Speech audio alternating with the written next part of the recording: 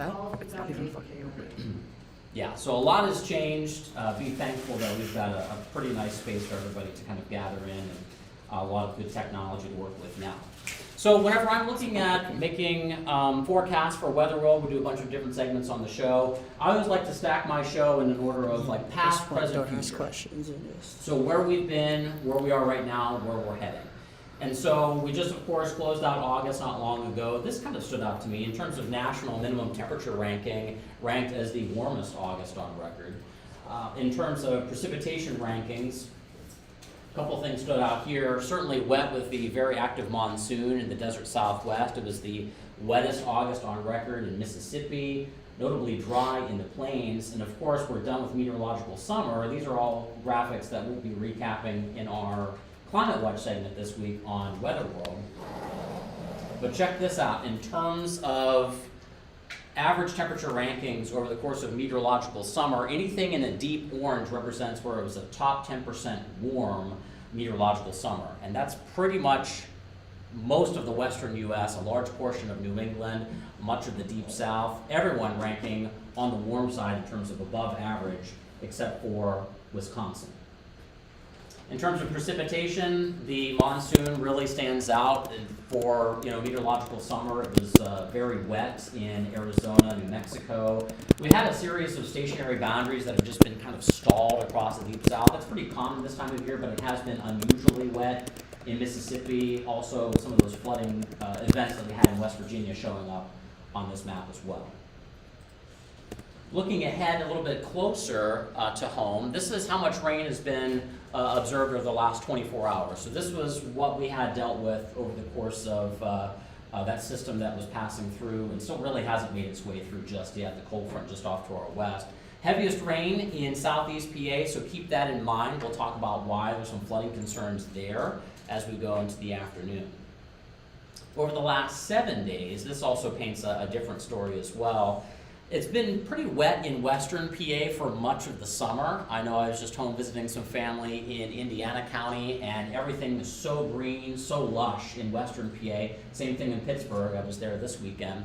Meanwhile, it's been notably dry here in Center County, much of eastern PA, but over the last 7 days, it's been kind of a reversal of what we've been seeing for much of the summer.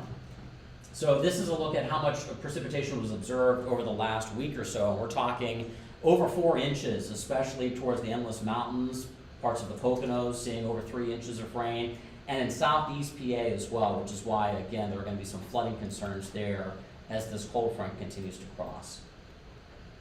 Drought was declared actually for all of the counties shaded in yellow. This was, it's updated as of today, but actually that drought was declared maybe a week or two ago. Curious to see with all of the rain that we've had recently if they end up dropping that at least within the next week. So latest observations. I think I love giving these forecast briefings because it gives you kind of a brief overview of just some of the tools that I look at. I'm always looking at new tools for me to kind of browse the weather. One of the ones that the Pennsylvania State Climate Office, located here in the department, actually helps manage is the Keystone Mesonet.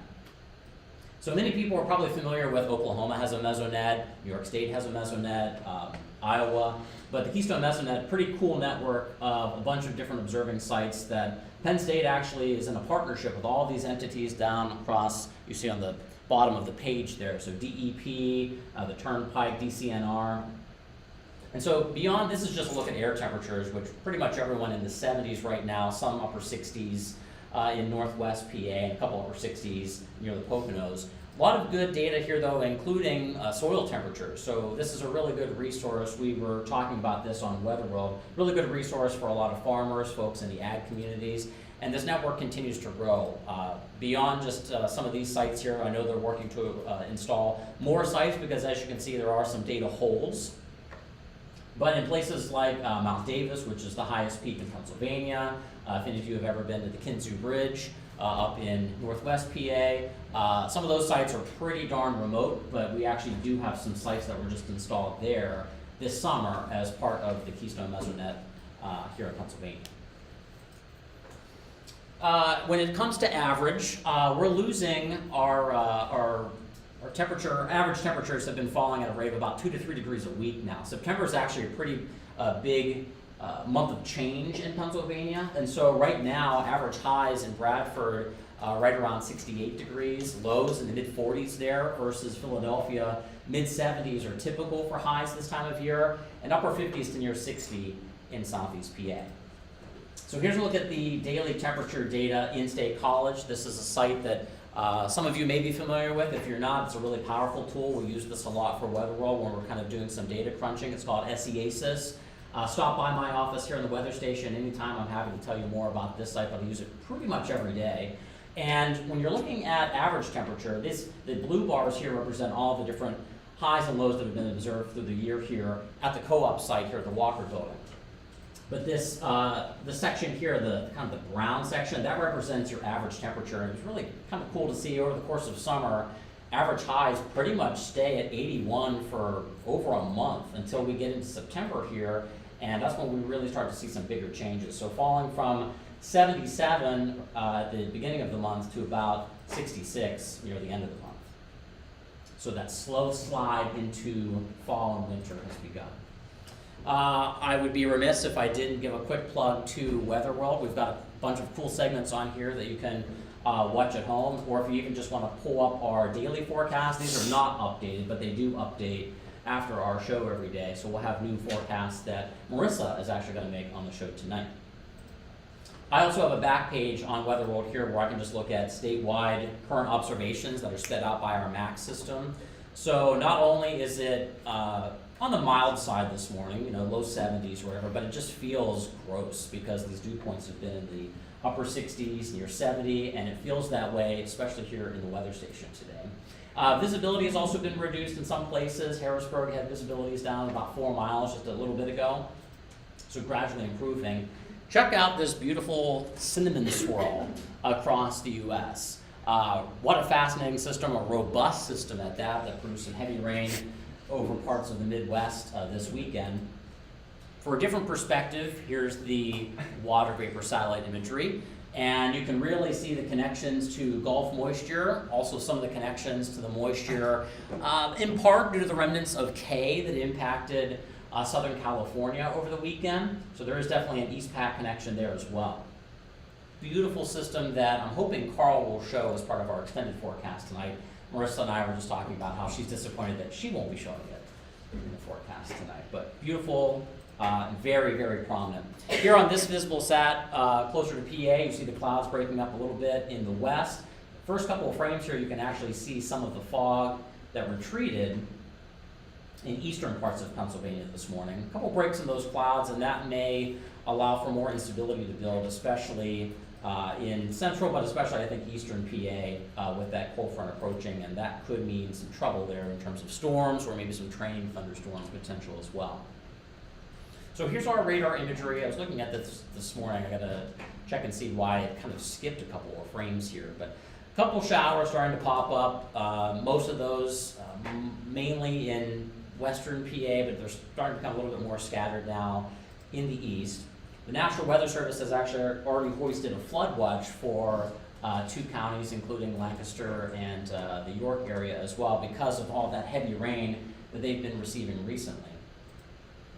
The Weather Prediction Center also has a slight risk for excessive rainfall, includes pretty much all of eastern Pennsylvania over the course of the next almost 24 hours or so going into tomorrow morning because of the potential for some flash flooding.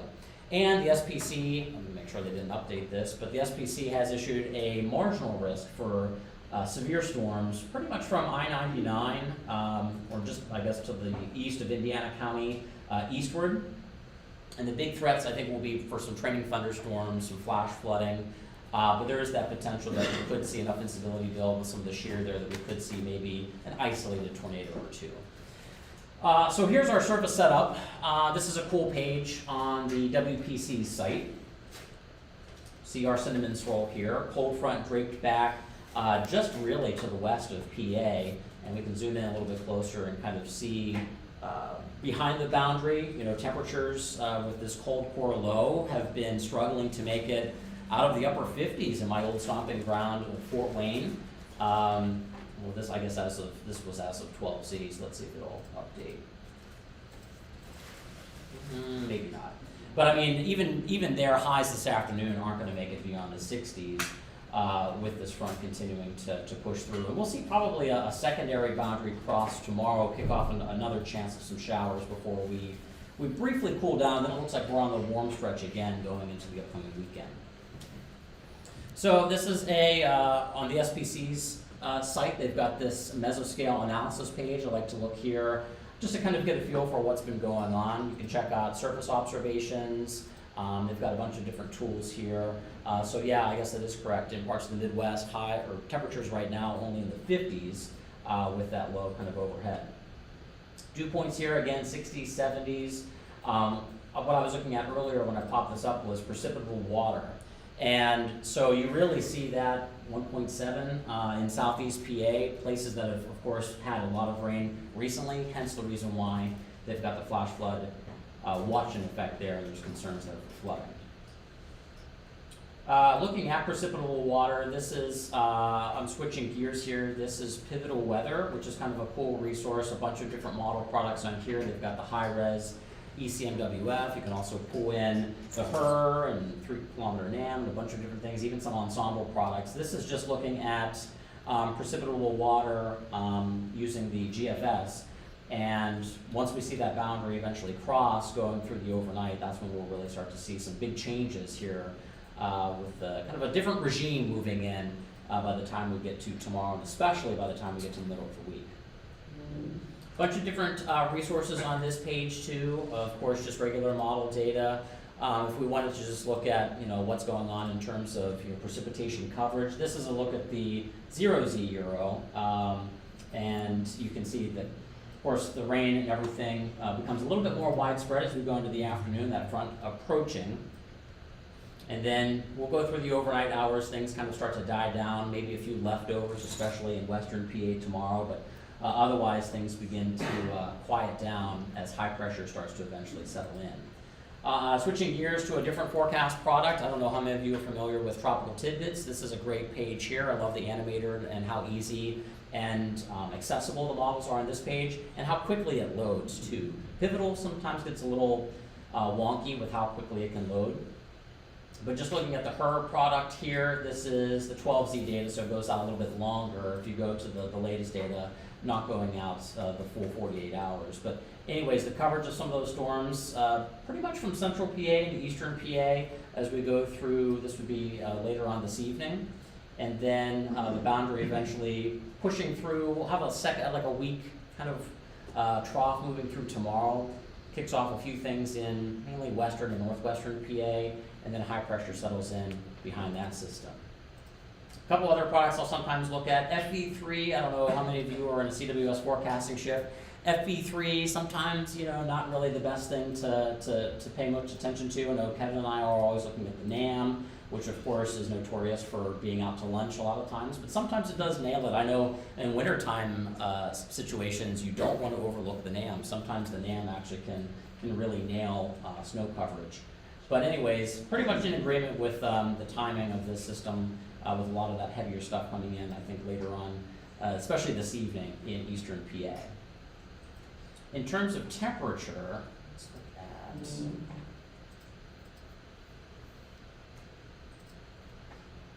I mean, you can really see the push of that cooler air behind that system as they're already seeing in the Midwest. And so I think that's going to mean for some midweek relief here before, as I mentioned, we'll start to warm back up, and I'll take a look at some ensemble products to show you that in just a minute. Different perspective on the good old E-wall. Shows our closed low coming through the Midwest.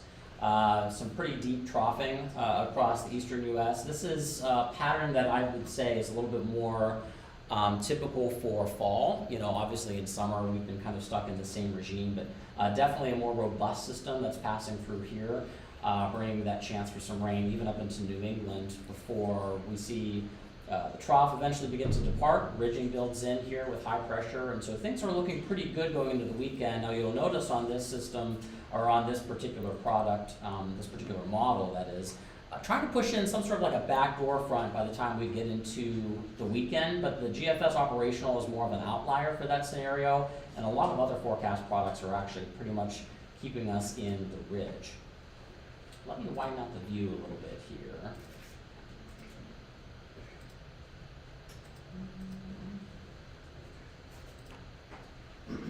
So taking things up to the 500 millibar level, here comes our trough with our system that's going to produce some heavy rain, I think, for some in eastern PA. Right now, a lot of the models kind of spitting out quarter of an inch to half an inch for most of us, but isolated 2 to 3 inch totals probably possible in eastern PA, hence the flood potential. Once that gets out of here, notice this ridge builds in, and it really doesn't go very far.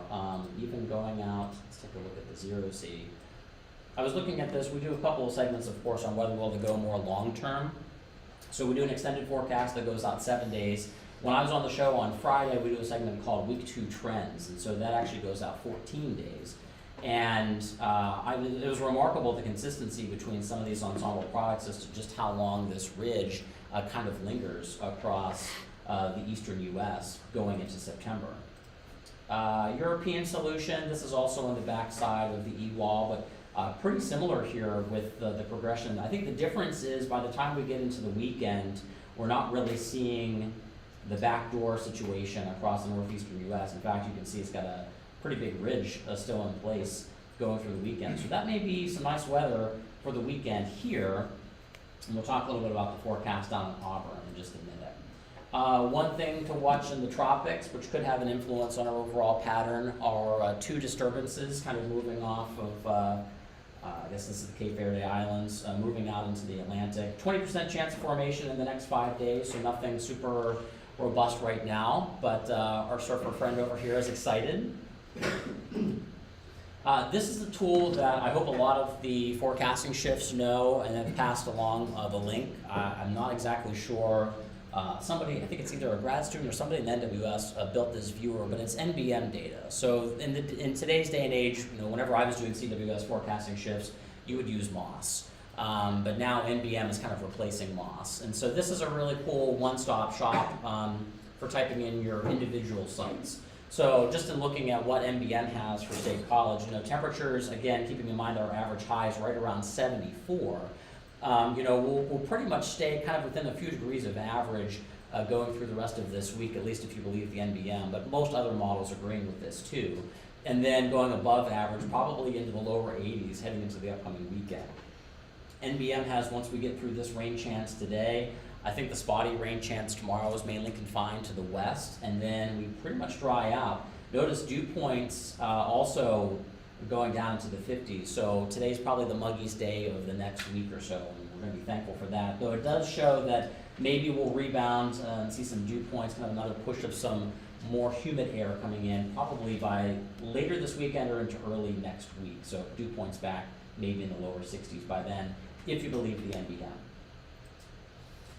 This is a product that I like to use whenever I'm whenever I'm doing the Week 2 trend segment. And by the way, I'm happy to share any and all of these links with you folks to use whenever you're making your forecast, whether they be short range, medium range, or long range. When I'm making more of a long range forecast, this is a great way to compare the ensembles for the GFS, the GEM, and the European.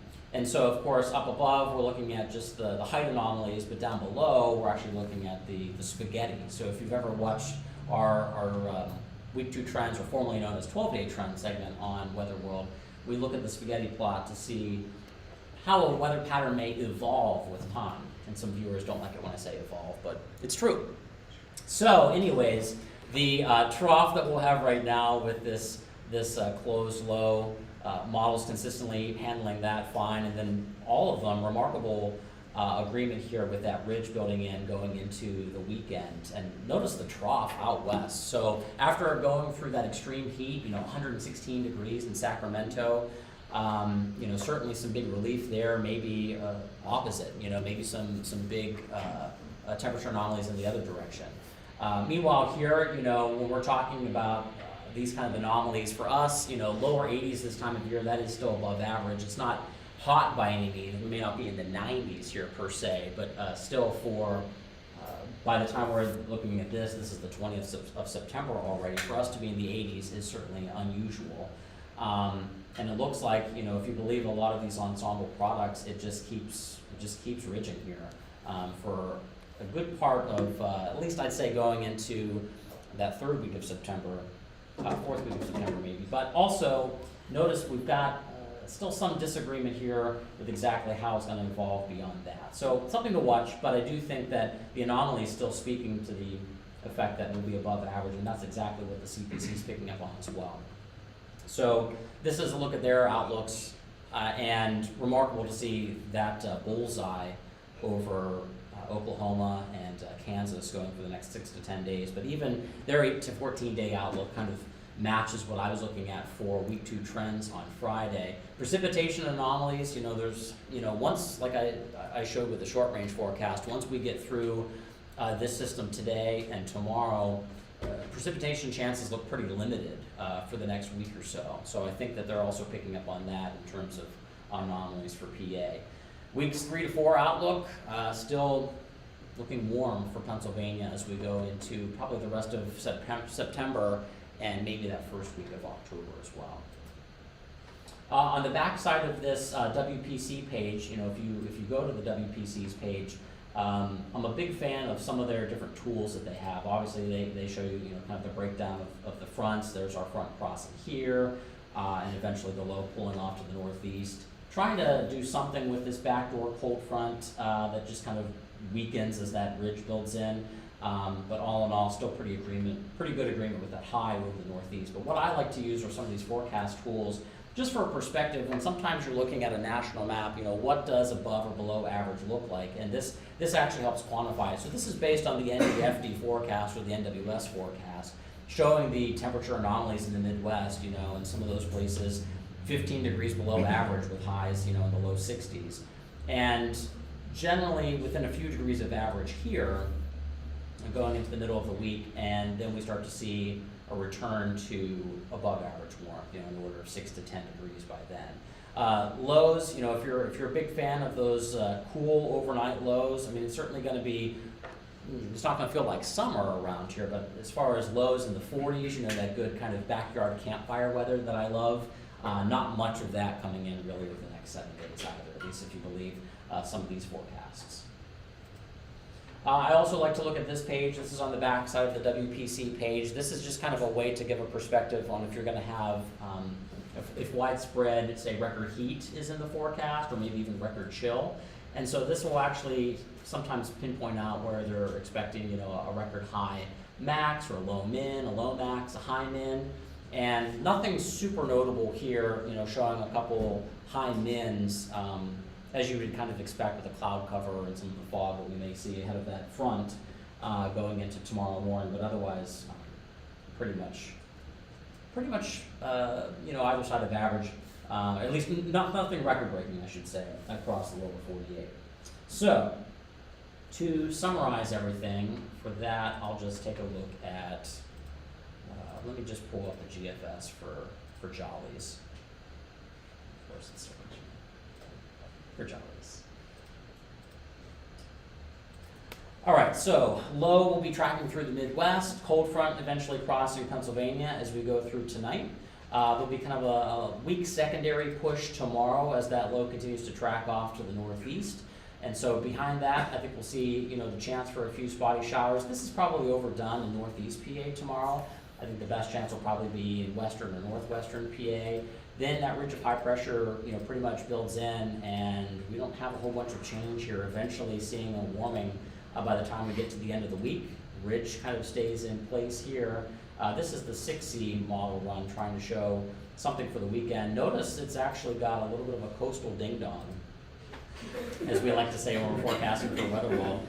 Trying to blow up a little low just off the coast, but how many of you have been watching the GFS, in the last couple of months and have seen this all too many times? It's something worth watching, but all throughout the summer the GFS was blowing up something, and oh man, not surprisingly, New Orleans getting smacked again, but nothing ever materialized. So it's always good to look at a bunch of different models to kind of quickly compare. For example, the Euro,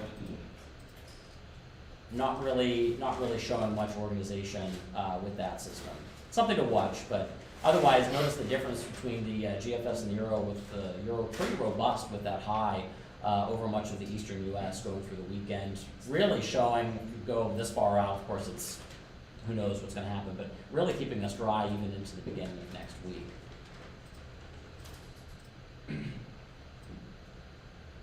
So not really much happening, but once again, it looks like it's trying to blow something up in the Gulf Coast. Again, this is all the way out on the 25th of September, but as I've been watching the GFS throughout the summer, I'm like, there it goes, blowing something up again. Yeah, so all in all, rain chances today, especially from here eastward, training thunderstorm potential, flash flooding, because I think the NWS actually did highlight in their forecast discussion this morning, it may only take, about an inch or maybe an inch and a half of rain, especially if that comes down in a rapid rate, maybe in an hour or so, to get flash flooding in those counties where they have to watch. Once we get through that, leftover showers tomorrow, then ridge builds in, and we eventually start to warm things back up into the upper 70s to lower 80s going into the weekend. Any questions or things that people noticed while you were looking at the forecast today that you wanted to point out?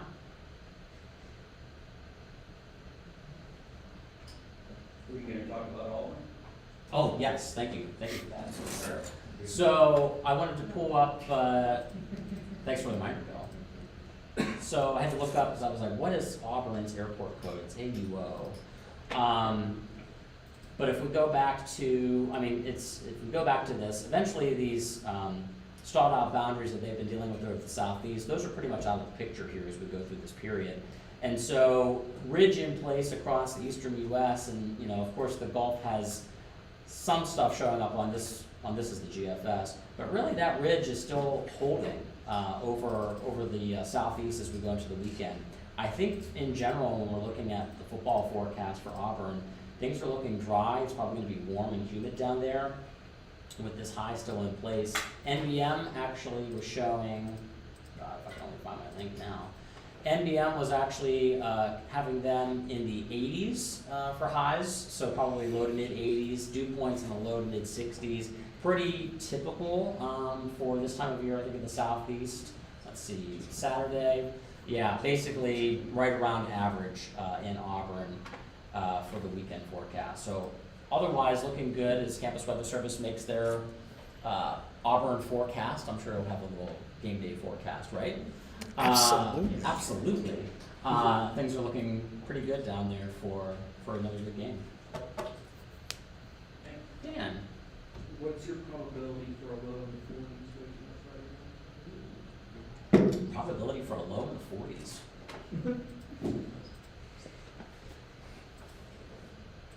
Let's see. So this is just what the Euro is showing. Euro is going cool. GFS not quite as cool. Friday morning, given dew points will be, let's see. So, looks like GFS is holding on to, we're talking about Friday morning, sorry. I believe it's Yeah. So, given the dew point situation there, at least on the GFS Friday morning, it certainly looks like it's possible. Going into, you remember, oh, you want me to commit to a number? Probability of a low in the 40s here or in northern PA? Here.